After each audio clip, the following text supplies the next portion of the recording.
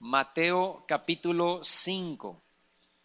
Vamos a leer versículos 1 y 2. Dice: viendo la multitud, subió al monte y sentándose vinieron a él sus discípulos y abriendo su boca les enseñaba diciendo, hasta ahí solamente. Yo quisiera comenzar esta mañana con una serie de enseñanzas sobre las bienaventuranzas. Y yo quiero tocar a partir de este domingo 8 bienaventuranzas que están ahí en Mateo capítulo 5 del verso 1 hasta el versículo 12, y quiero reflexionar sobre cada una de ellas. Y vamos a empezar hoy con la primera, que es acerca de ser pobre en espíritu. Pero antes de eso yo quisiera hablarte un poquito acerca del contexto de lo que está sucediendo aquí. Jesús se pone a enseñar ahí en el monte, particularmente a sus discípulos. No era solamente a los 12 que lo seguían, era a todos los discípulos que hasta ese momento habían tomado la determinación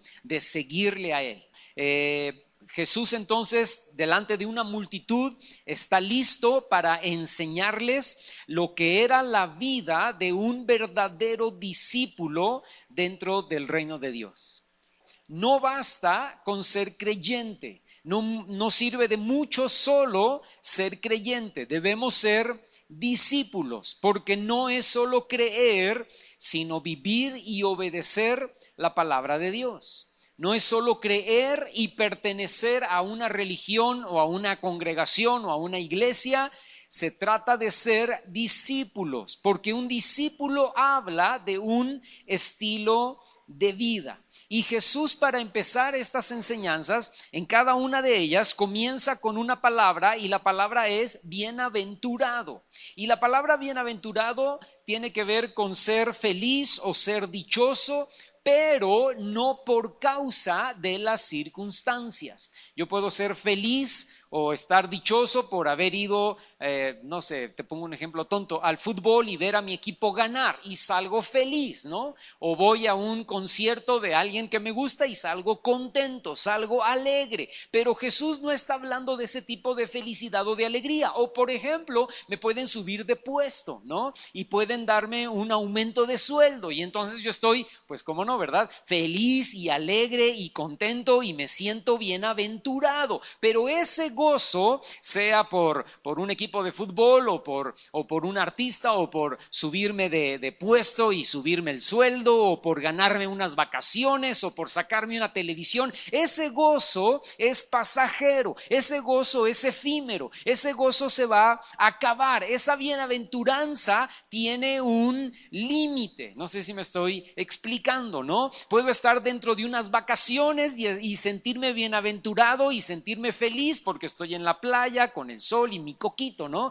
Pero eso se va a acabar. Dentro de un mes esas circunstancias van a cambiar y yo ya no voy a estar ni más feliz, ni más gozoso, ni más contento. Pero Jesús está hablando de esta palabra bienaventurados o felices o dichosos, no porque lograron algo o porque alcanzaron algo o porque vivieron en algo, sino porque tienen una comunión correcta y una intimidad con Dios constante. Es una felicidad, es una bienaventuranza que radica, fíjate, en el espíritu y no en algo superficial. La felicidad es algo que todo ser humano quiere alcanzar, pero yo te digo esta mañana que no hay verdadera felicidad si estamos alejados de Dios. Entonces, Jesús comienza hablando de 8 bienaventuranzas para quienes son discípulos. Y hoy vamos a comenzar con la primera, que sería los pobres en espíritu. Entonces, en Mateo capítulo 5, allí adelante, en el versículo 3 dice: bienaventurados, dichosos o felices los pobres en espíritu, porque de ellos es el reino de los cielos. Y fíjate, en esta primer bienaventuranza, hermano, Jesús está hablando del corazón de la Biblia. Esta primer bienaventuranza en especial constituye el tema central de todo el sermón del monte. Y fíjate que no dice pobres económicamente o pobres materialmente, dice pobres en espíritu. Y la palabra que usa Jesús ahí para pobre en griego tiene que ver con un verbo que significa agacharse, encogerse, y de ahí surge la palabra o la idea más bien de mendigo. La palabra mendigo. Y Jesús usa esta palabra en ese sentido, en el sentido de ser más que pobre. Porque uno puede ser pobre, pero si uno es mendigo, eso es la exageración de la pobreza, ¿no? Ese es el extremo de la pobreza. Es un estado o más que un estado y más que una condición. Es una actitud constante de esperar única y solamente en Dios. Fíjate, Jesús no está diciendo pobres en espíritu. Realmente la palabra en griego que Jesús usa es mendigo en espíritu. Alguien que está constantemente esperando única y solamente en Dios. Entonces, un pobre en espíritu o si lo puedo decir así, ¿no? Un mendigo espiritual se refiere a alguien, se refiere a una persona que está consciente de su gran necesidad espiritual. Una persona que está consciente de su gran necesidad de Dios. Y Lutero, bajo este contexto, dijo: entonces todos somos mendigos. Porque todos nosotros, ustedes y yo, todos los que estamos aquí esta mañana, estamos bajo un constante esperar en Dios. Nos reconocemos con nuestra gran necesidad espiritual que tenemos en Cristo. Y esto es exactamente, hermano, lo opuesto a alguien que se cree rico espiritual. El rico espiritual es una persona orgullosamente religiosa y autocomplaciente. Y el problema de una persona que se cree rico espiritual es que no puede reconocer sus pecados. No puede, a diferencia del pobre en espíritu, el rico en espíritu no puede reconocer sus faltas, no puede reconocer sus errores, no puede reconocer sus fallas.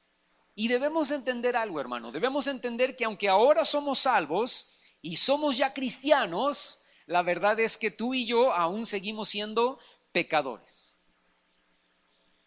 Al menos eso es lo que dice Primera de Juan, capítulo 1, versículos 8 al 9. Ve conmigo ahí, por favor.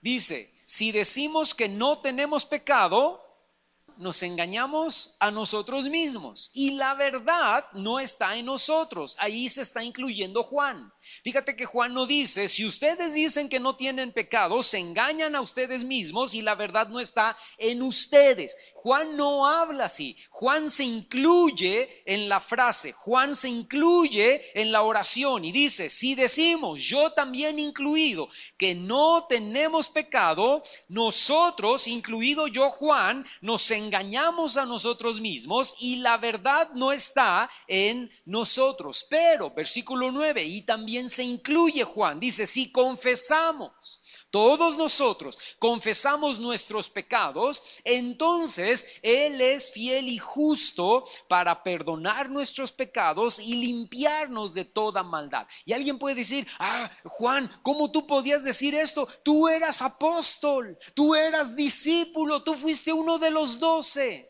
Pero Juan entiende, hermano, en su pobreza espiritual, Juan entiende que él y todos a los que le escribía eran pobres espirituales y necesitaban constantemente, necesitaban diariamente de Dios en sus vidas.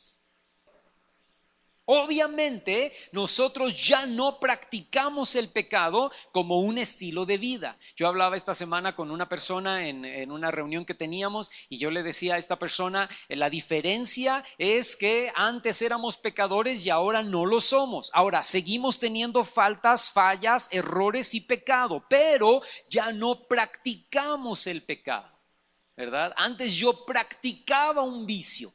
yo practicaba una adicción, yo practicaba una manera de pensar, una manera de hablar, una manera de actuar que ahora ya no practico, pero todavía tengo fallas, errores, faltas y pecados. Y es por eso, hermano, que Dios sigue tratando con nuestro carácter. Somos cristianos, pero aún luchamos con nuestra carne. Somos cristianos, pero aún se salen de nuestro control sentimientos y emociones. Estamos siendo todavía aún perfeccionados por el Espíritu Santo, porque Dios no ha acabado su obra, ni con ustedes, ni conmigo. Y de hecho esa obra no se va a acabar hasta el día que muramos. Ahora, para ejemplificar sobre los pobres en espíritu, Jesús narra una historia en Lucas capítulo 18, vayan conmigo ahí por favor, para ejemplificar o abundar un poquito más en esto de pobres en espíritu. Jesús narra una historia acerca de un hombre fariseo y un hombre publicano. Pero fíjate, es muy interesante porque comienza diciendo en el versículo 9, Lucas capítulo 18, verso 9, comienza Jesús diciendo: a unos que confiaban en sí mismos como justos. Si quisieras, podrías cambiar esa frase y poner: a unos que se creían ricos espirituales. Pero Jesús dice: a unos que confiaban en sí mismos como justos y menospreciaban a los otros, dijo también esta parábola. O sea, la parábola iba dirigida a personas que se creían ricos espiritualmente. Y entonces no lo leas, voltéame a ver, sigue hablando acerca de, como te decía hace un momento, de un publicano y un fariseo que subieron a orar al templo. Y los dos entraron aparentemente con una condición espiritual diferente, pero también con una actitud totalmente distinta, ¿no? El fariseo se creía rico porque era totalmente religioso. Él no necesitaba que Dios lo perdonara. Solo fue a presentarse delante de Dios para presumirle a Dios su vida de obras y de conocimiento de la ley. Él se para ahí delante de Dios, levanta la cabeza, pone los ojos en el cielo y dice: Señor, te doy gracias porque no soy adúltero, no soy ladrón, no soy injusto. A propósito, como este que estoy viendo, que no digo su nombre, pero es un publicano. Ayuno, más bien, Señor, fíjate lo que hago: ayuno 2 veces a la semana. ¿Cuántos ayunan 2 veces a la semana? Levanten su mano. Este fariseo era mejor que nosotros, porque él ayunaba no una vez al mes, no una vez a la semana, él ayunaba 2 veces por semana. Y luego agrega el fariseo y dice: y además, Señor, anota, doy diezmo de todo lo que gano, hasta el último quinto, te lo doy a ti, Señor. El diezmo que tú pides, yo lo doy. O sea, yo soy de veras un gran hombre. Yo soy de veras un hombre muy espiritual. De verdad yo soy rico espiritualmente. Y ¿sabes qué, Dios? Yo no necesito que tú me perdones nada. Más bien lo que necesito es que tú me aplaudas, que me valores y me reconozcas por ser el gran hombre espiritual que soy. En cambio, el publicano, que era ladrón, y él se reconocía a sí mismo como ladrón. Yo les he explicado quiénes eran los publicanos. Los publicanos eran los que recibían el impuesto del Imperio Romano a los judíos. Eran judíos que iban y les cobraban a sus propios compatriotas judíos el impuesto que el Imperio Romano, que los tenía subyugados, pedía. Pero estos hombres publicanos no pedían solamente lo que el Imperio Romano les pedía pedir a sus compatriotas. Ellos pedían más, ¿no? Y eran ladrones. Y los israelitas, los judíos de su tiempo, los odiaban, los aborrecían, porque además de ladrones eran traidores a la patria. porque se prestaban para el Imperio Romano para cobrar el impuesto a los judíos. Este publicano se sabía ladrón, este publicano sabía que era ladrón, este publicano sabía que era un traidor a la patria, este publicano sabía que era un mendigo espiritual y no quería ni siquiera voltear sus ojos al cielo. No tenía cómo voltear sus ojos a Dios. Él estaba agachado viendo al piso, avergonzado y temeroso de entrar a la presencia de Dios a orar. Él sabía que estaba en bancarrota espiritual y que no era digno ni siquiera de entrar a la presencia de Dios. Era un mendigo que necesitaba la gracia y la misericordia. Porque déjame decirte algo, hermano, el pobre en espíritu es aquel que fácilmente reconoce sus faltas, sus fallas, su maldad, su pecado y su corrupción. Reconoce que es incapaz de agradar a Dios por sí mismo. No confía en sus obras, sino solamente en la gracia de Dios. No confía en su justicia, sino solamente en la justicia de Dios. Y Jesús termina esta parábola ahí en el versículo 14, lee conmigo, y les dice: les digo que el publicano, descendió a su casa justificado. El mendigo espiritual, el pobre espiritual, el que reconocía sus faltas, descendió a su casa justificado antes que el otro, el fariseo, el rico, el orgulloso, ¿verdad? El que era mejor que tú y yo porque ayunaba 2 veces por semana. Ese, dice, no regresó a su casa justificado. Porque dice Jesús ahí en el versículo 14, porque cualquiera que se enaltece será humillado y el que se humilla será enaltecido. ¿Cómo cuesta reconocer los errores? ¿Verdad que sí? ¿Cómo cuesta reconocer que has fallado, que tú tuviste la falta? Es fácil pedir o es fácil esperar que otro venga y te pida perdón. Eso es fácil, ¿verdad? Pues que venga y me pida perdón, ¿no? Porque él arregó, él falló, ella hizo así, así, así. Pero qué difícil es cuando tú dices: no, pues la verdad es que yo la regué bien gacho y yo soy el que tengo que ir y decirle perdóname. Eso es difícil, ¿sí o no, hermano? Porque antes que eso está nuestro orgullo, antes que eso está nuestra dignidad, antes que eso está nuestra carne. Y no es fácil abrir la boca para decir: oye, pues perdóname porque yo la regué. Yo hice esto mal, yo hablé esto mal, yo dije esto mal, yo actué en esta forma y fue equivocado, fue malo. Y más difícil cuando la otra persona es soberbia y te dice: pues a ver, sí es cierto, y fíjate que también, y ¡pum! Y también me hiciste esto. Más difícil todavía porque ya estás agachando la cabeza y ahora tienes que agacharla más, ¿verdad? Y decir: pues sí, sí es cierto, perdóname. Y no nos gusta, hermano, porque perdemos, según nosotros, perdemos la dignidad, perdemos el orgullo, perdemos, en algunos casos, perdemos la autoridad.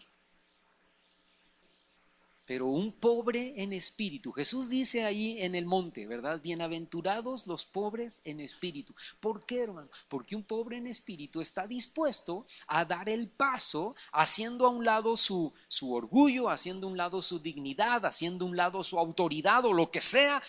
Está dispuesto a decir: perdóname. Está dispuesto a venir delante de Dios y decirle: Señor, perdóname porque yo fallé. Es fácil ir delante de Dios y decirle: Señor, mi esposa está fallando, ¿verdad? Mis hijos están fallando, mi suegra está fallando, ¿verdad? El vecino está fallando, los hermanos de la iglesia me fallaron, el pastor me falló. Eso es fácil, pero venir delante de Dios y decirle: Señor, yo estoy fallando, yo soy el que le está regando. Reconozco mi pobreza, reconozco que soy mendigo espiritual, no soy digno de voltear mis ojos al cielo, veo al piso, Señor, y no puedo venir a ti luciendo mi vida espiritual, ¿verdad? Tengo que venir a ti agachado, contristado, diciéndote: Señor, aquí estoy, la regué, fallé, me equivoqué, perdóname. Este es mi pecado, esta es mi falta. Hay ocasiones que yo estoy ministrando personas y yo les digo, dile a Dios, pídele perdón por lo que fallaste. Y la gente dice, Señor, te pido perdón porque fallé. Sí, pero ahora dile por qué fue lo que hiciste. Y yo ya lo sé, por eso lo estoy yendo en oración, ¿verdad? Y yo le digo, pero ahora dile por qué, ¿verdad? Vamos a suponer robé, ¿no? Entonces, pero ahora dile por qué. Sí, Señor, perdóname porque pequé. Sí, pero dile cuál fue tu pecado. Sí, Señor, perdóname porque fallé. Sí, pero dile cuál fue tu pecado. Y perdóname porque... y yo estoy viéndolo así.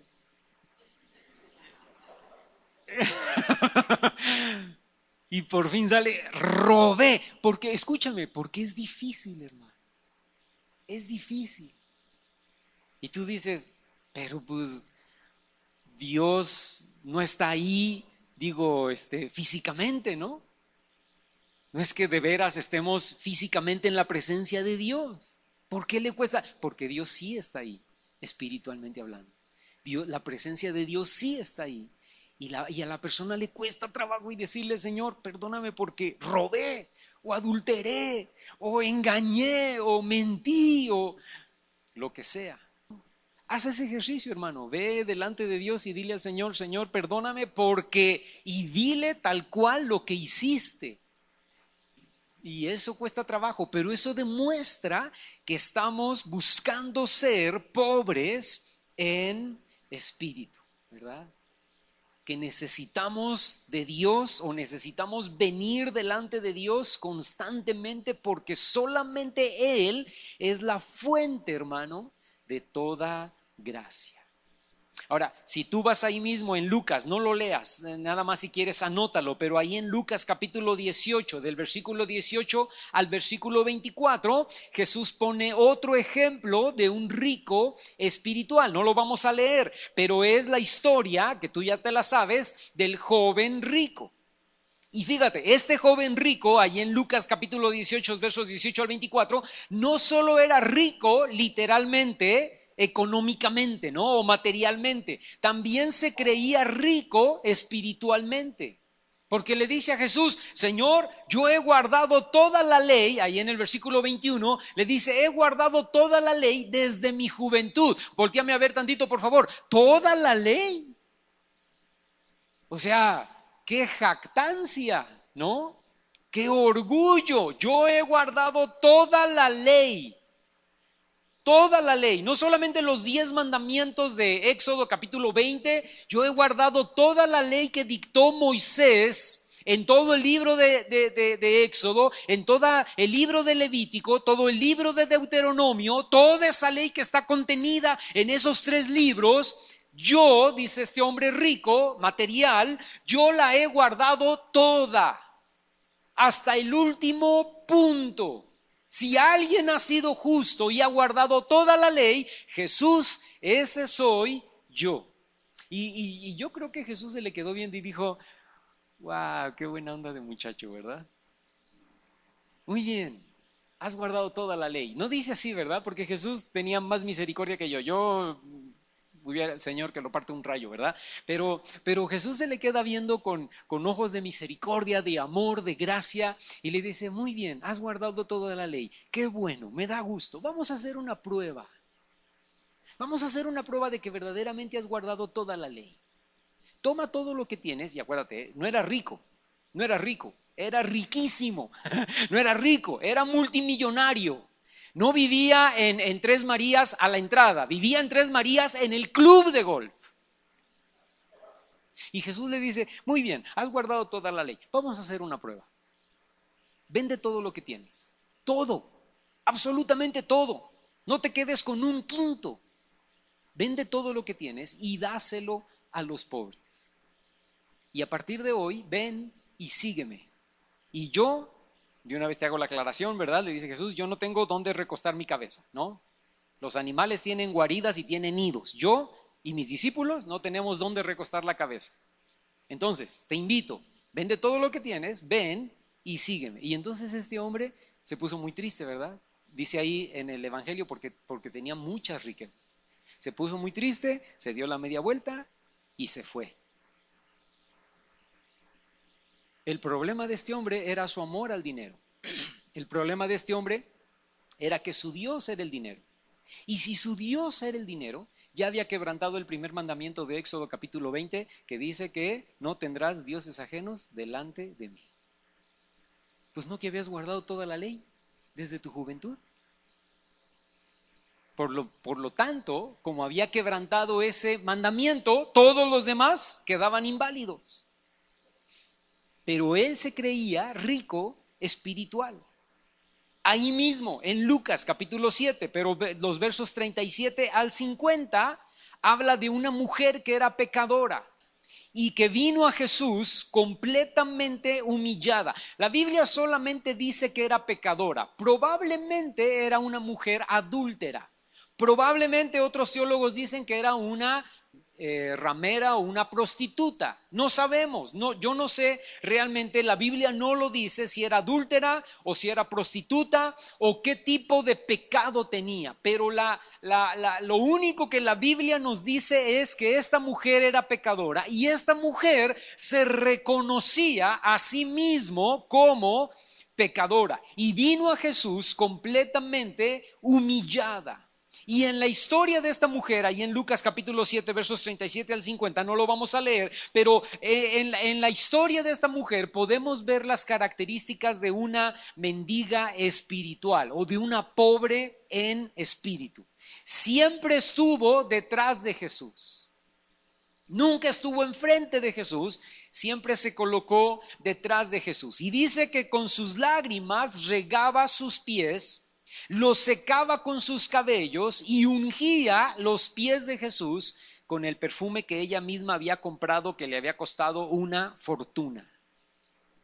Ella se reconocía a sí misma, hermano, como una mujer con una gran necesidad espiritual. Y no era digna esta mujer de estar frente de Jesús. Escúchame, ni siquiera de hablarle. Nunca dijo una palabra. Lo único que hizo esta mujer fue venir en la parte de detrás, porque yo les he dicho en otras ocasiones que la gente comía, no eran mesas como las que tenemos nosotros ahorita, donde nos sentamos y nuestros pies quedan debajo de la mesa. Yo les he hablado que la gente en ese momento, en ese tiempo histórico, comían recargados en un cojín, ¿verdad? Acostados con los pies hacia atrás. Y se recostaban en este cojín con la mano izquierda y con la mano derecha comían y sus pies siempre quedaban atrás. Aparte porque eso era una falta de respeto comer sentados así, ¿no?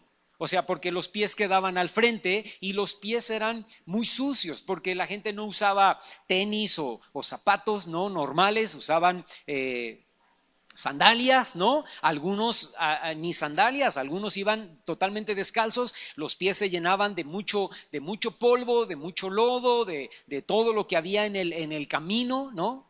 Me imagino que había muchas enfermedades de los pies por lo mismo. Por eso una buena cortesía al llegar a tu casa a comer era que tú pusieras a un esclavo de tu casa, generalmente al de más bajo rango, a que lavara los pies de los que tú habías invitado a comer, ¿no? Lavarse los pies era más necesario que lavarse las manos, porque los pies venían más sucios del camino que las manos, ¿no? Las manos te las tenías que lavar, pero primero te tenías que lavar los pies. Entonces, para comer, si te habías o no lavado los pies, pues la costumbre era tenerlos retirados de la mesa, ¿no? Estar acostado con los pies detrás. Esta mujer vino por la parte de atrás de Jesús, ¿verdad? Nunca se presentó de frente, vino por la parte de atrás, estuvo llorando, estuvo enjugando con sus cabellos sus pies, estuvo llenándolos de perfume y nunca, a eso era lo que iba, nunca dijo una palabra. Nunca le dice a Jesús, Señor, perdóname. Nunca le dice a Jesús, Señor, soy pecadora, ten misericordia de mí, Señor, aquí estoy, he fallado. Nunca. Solamente llora y derrama el perfume a los pies de Jesús. Y por esa actitud, hermano, Jesús le dice, tu fe te ha salvado, ve en paz. Nunca dijo perdóname, pero su actitud lo estaba gritando. Y esa es la actitud de una persona que reconoce su pobreza espiritual. No es una actitud de soberbia, de yo lo sé todo y todo lo hago bien. Es una actitud más bien de humildad, una actitud donde se reconoce que pues la regué, fallé y dependo totalmente de Dios. ¿Cuántos pueden esta mañana reconocer su pecado? ¿Verdad? ¿Cuántos pueden reconocer que esta semana fallaste y la regaste? Y hermano, yo soy el primero en levantar la mano, ¿verdad? Porque todos nosotros, de alguna manera, en algún porcentaje, en alguna magnitud, algunos terriblemente y otros, bueno, pues sí, fue una falla, pero no fue tan grave, ¿verdad? Pero al final de cuentas fue una falla. Pero todos debemos reconocer en diferente magnitud, en diferente porcentaje, pero todos la regamos y necesitamos reconocerlo delante de Dios, porque necesitamos reconocer que somos pobres en espíritu. El pecado de los hermanos de la iglesia de la Odisea en Apocalipsis capítulo 3 versos 17 al 19 fue pensar, escucha esa palabra, pensar que eran ricos espiritualmente, y eso los llevaba a no necesitar nada de Dios. ¿Por qué iban a necesitar algo si todo lo sabían y todo lo hacían bien? ¿Para qué necesitamos a Dios? Si yo no tengo fallas, ya soy cristiano, ya soy hijo de Dios, no tengo errores, ¿verdad? Y Dios les ordena 4 cosas, fíjate. Les ordena comprar oro refinado en fuego. ¿Qué significa eso? Quebrantamiento. Para llegar a ser pobres espirituales necesitamos pedirle al Señor, Señor, quebrántame. Porque es fácil decir, quebranta a mi mujer, ¿verdad? Sí, que la quebrante. Quebranta a fulano, quebranta a mengano, quebranta al pastor, quebranta a los hermanos de la iglesia. Eso es fácil decirlo, ¿verdad? Pero lo difícil es decir, quebrántame a mí. Quebrántame, Señor. Rómpeme. Quebranta mi vasija, quebranta mi corazón, quebranta mi orgullo, quebranta mi dignidad, quebranta mi lo que sea, ¿no? Quebrántame, Señor. Y que pueda, así quebrantado, que pueda reconocer mis propias faltas, mis propios errores, mis propios pecados. Porque por falta de quebrantamiento en mi vida no puedo ver mis pecados. Por falta de quebrantamiento en mi vida no puedo ver mis errores. Veo los de los demás. Rápidamente los descubro, rápidamente, uy, soy bueno, ¿verdad? Para ver la viga o la paja en el ojo ajeno, ¿no? Pero no puedo ver mi viga, Señor. No puedo ver mi viga porque no tengo un corazón quebrantado. Y entonces Jesús les dice a estos hermanos de la Odisea, lo primero que necesitan ustedes es pedir o comprar, ¿verdad? Oro refinado en fuego. Lo primero que ustedes necesitan, cristianos de la Odisea, es quebrantamiento. Número 2, vestiduras blancas. Necesitan empezar a vivir en santidad. Número 3, ungir sus ojos con colirio. Necesitan discernimiento. ¿Discernimiento para qué? Discernimiento para ver sus propias fallas, sus propios errores. Discernimiento para ver que no son ricos espirituales, sino que son pobres, ciegos y están desnudos espiritualmente, ¿verdad? Discernimiento para abrir sus ojos y ver las cosas en ustedes mismos con claridad. Y necesitan, número 4, les dice el Señor, arrepentimiento, reconocer su propia condición de pobreza espiritual. Y lo mismo nos dice el Señor a nosotros. Yo voy a terminar esta mañana con el Salmo capítulo 9, versículos 9 al 10. Ve conmigo ahí, por favor. Y fíjate lo que dice versículos 9 y 10. Dice, Jehová será refugio del pobre, refugio para el tiempo de angustia. Fíjate, refugio del pobre, no refugio del rico. ¿Del rico para qué? Si es rico no necesita refugio, él tiene su mansión.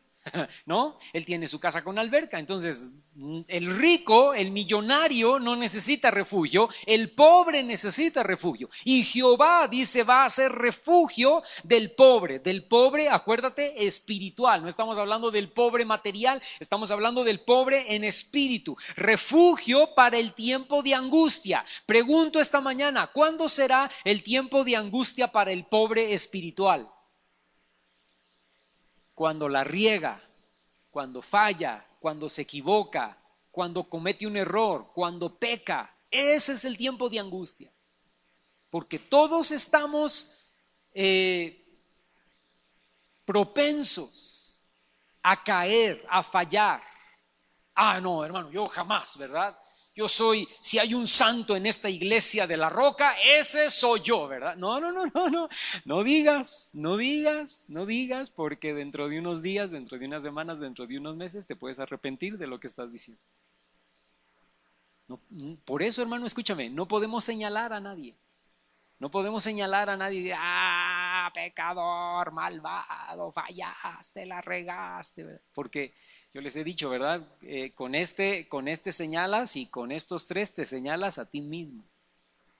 Y puede ser que no fallas en lo que esa persona está fallando, pero seguro vas a fallar en alguna otra área, en alguna otra cosa. Sí, hermano, hoy a lo mejor fallo, ¿verdad? Y tengo errores, pero van a ser errores mínimos, pequeños, no así tan grandes como los de este fulano, ¿verdad? No, qué barbaridad. No digas, dice la Biblia, el que piense que está firme, tenga cuidado porque mire que no caiga, ¿verdad? El que crea estar firme, tenga cuidado porque el tiempo de angustia es el tiempo donde fallé, fracasé, la regué, me equivoqué, pequé contra Dios, sabiendo la palabra, conociendo la Biblia, fallé terriblemente. Ese es el tiempo de angustia, pero soy pobre espiritual y me acerco a Dios y le digo, Señor, aquí estoy. Entonces Dios es mi refugio en ese tiempo de crisis, en ese tiempo de angustia. Dice el versículo 9, Jehová será refugio del pobre, refugio para el tiempo de angustia. Verso 10, en ti confiarán los que conocen tu nombre, por cuanto tú, oh Jehová, escucha, no desamparaste a los que te buscaron. Este salmo, hermano, está dando algunas características de un pobre en espíritu. Está dando 5 características de un pobre en espíritu y te las digo rápidamente. Un pobre en el espíritu, según este salmo, capítulo 9, versos 9 al 10, sabe que Dios es su refugio en tiempo de angustia. Ya lo dijimos, ¿verdad? Cuando peca, no sale huyendo de Dios como Adán y Eva, sino que sale corriendo a refugiarse en la presencia de Dios. Número 2, confía que Dios es quien puede perdonarle, limpiarle y restaurarle. Ya la regaste, ¿ahora qué vas a hacer? Correr de Dios, huir de Dios. No, al contrario, ¿ahora qué vas a hacer? Correr a Dios, porque solamente Dios puede perdonar, limpiar y transformar tu maldad. Número 3, conoce su nombre. Dice ahí en el versículo 10, en ti confiarán los que conocen tu nombre. ¿Cuál es el nombre del Señor? Salvador. Su nombre es misericordioso, su nombre es amor. Su nombre es Jehová Sidkenu, Jehová nuestra justicia. Dios de gracia, Dios de toda verdad, Dios de amor. Alguien me preguntó en esta semana, ¿por qué Dios tiene tantos nombres, verdad? ¿Por qué en la Biblia aparecen tantos nombres de Dios? ¿Verdad? Y se llama Elohim, Adonai, Emmanuel, ¿no? Dios con nosotros, se llama Consolador, Príncipe de Paz, el Alfa y la Omega, el principio y el fin, el Rey de Reyes, el Señor de Dios. ¿Por qué tiene tantos nombres? Jehová Shalom, nuestra paz, Jehová Sidkenu, nuestra justicia, Jehová Jireh, nuestro proveedor. ¿Por qué tiene tantos nombres? Porque cada uno de esos nombres representan su carácter. Cada uno de esos nombres representan lo que Dios es para nosotros. Es como si es un ejemplo tonto, ¿verdad? Pero como si yo te dijera, me puedes llamar Daniel, pero también me puedes llamar amor, misericordia, gracia, porque todo eso soy yo, ¿verdad? Paciencia, sobre todo, ¿no? No, yo no puedo decir eso. A mí nada más llámenme Daniel, ¿verdad? Y si quieren hasta Dani, ¿no? Pero eso es todo. Pero Dios no, Dios dice, a mí me puedes llamar Dios, pero también me puedes llamar amor, también me puedes llamar Dios de paz, también me puedes llamar Jehová Jireh, también me puedes llamar, etcétera, etcétera. Y dice, los pobres en espíritu saben y reconocen su nombre. Número 3. Número 4, saben que Dios no desampara a los que le buscan. Ay, hermano, no, pero ya pequé. ¿Y qué tal que Dios me dice? No, ya. Son muchas veces las que vienes y pides perdón. Y perdóname por esto, y perdóname por lo otro. Ya me caíste gordo. ¿Sabes qué? No, ya, adiós, ya. No me hables. ¿Tú crees que Dios va a decir eso, hermano? Jamás, nunca en la vida, ¿verdad? Dios, al arrepentido, Dios siempre tiene sus brazos abiertos para decir, claro que sí, aquí estoy, ¿verdad? Porque imagínate, hermano, si no podemos recurrir a Dios por perdón, ¿a quién vamos a recurrir? Si no podemos recurrir a Dios cuando fallamos, ¿a quién vamos a recurrir? Estamos perdidos totalmente. Pero Dios es un Dios de misericordia y de amor. Y el que es pobre en espíritu sabe que Dios no desampara a quienes le buscan. Y número 5, toda su confianza está en Dios. El pobre en el espíritu sabe que toda su confianza está en Dios, que depende totalmente del mérito de la obra de Cristo y del poder de su espíritu. Y déjame decirte algo y con esto termino. Somos ricos en fe, pero pobres en espíritu. Hermano, a ver, ¿cómo está eso? Que somos ricos en fe. Pues no, que no. Nos dice, sí, somos ricos en fe porque creemos que Dios nos puede perdonar. Somos ricos en fe porque creemos que Dios tiene toda misericordia. Somos ricos en fe porque creemos que su sangre nos limpia de todo pecado. Eso lo creemos y ahí somos ricos. Pero somos pobres en espíritu porque necesitamos confiar en su misericordia, en su amor y en su gracia. Y porque no confiamos en nuestra justicia ni en nuestras obras. El pobre, el mendigo espiritual, no tiene nada. Es por eso que de ellos, dice Jesús, es el reino de los cielos. Es por eso que dice bienaventurados. Bienaventurados, la cita que empezamos leyendo, ¿verdad? Bienaventurados los pobres en espíritu, que no tienen nada, que no tienen ningún recurso, que todo lo dependen de Dios. ¿Por qué? Porque de ellos es el reino de los cielos. Porque como consecuencia de su actitud de saber que no tienen nada, dice el Señor, yo les doy todo. Toda la gracia, toda la misericordia, todo el perdón. Y el reino les pertenece. ¿Podemos ponernos de pie en esta mañana? Y podemos orar. Podemos reconocer nuestras propias faltas y nuestros propios errores y nuestros propios pecados. Yo te pregunto algo, a ver, ¿en qué has pecado? ¿En qué has fallado últimamente? ¿Cuáles son, perdóname como lo voy a decir, pero cuáles son tus metidas de pata de esta última semana o de estos últimos 15 días o de este último mes? ¿En qué le estás regando, hermano? ¿En qué le estás regando? ¿En qué has fallado? ¿En qué has pecado delante de Dios? Yo te lo pregunto. Si somos pobres en espíritu, podemos reconocerlo hoy. Y yo te voy a pedir que ores y le digas al Señor, Señor, perdóname.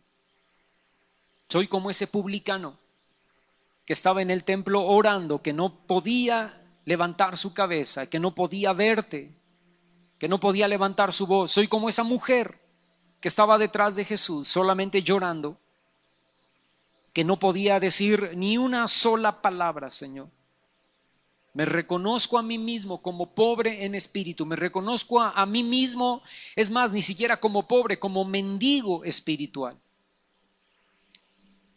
Porque sé que no puedo confiar en mi propia riqueza. Sé que no puedo confiar en mis obras. Sé que no puedo confiar en mi justicia. Sé que no puedo confiar en lo bien que he hecho las cosas espiritualmente, Señor.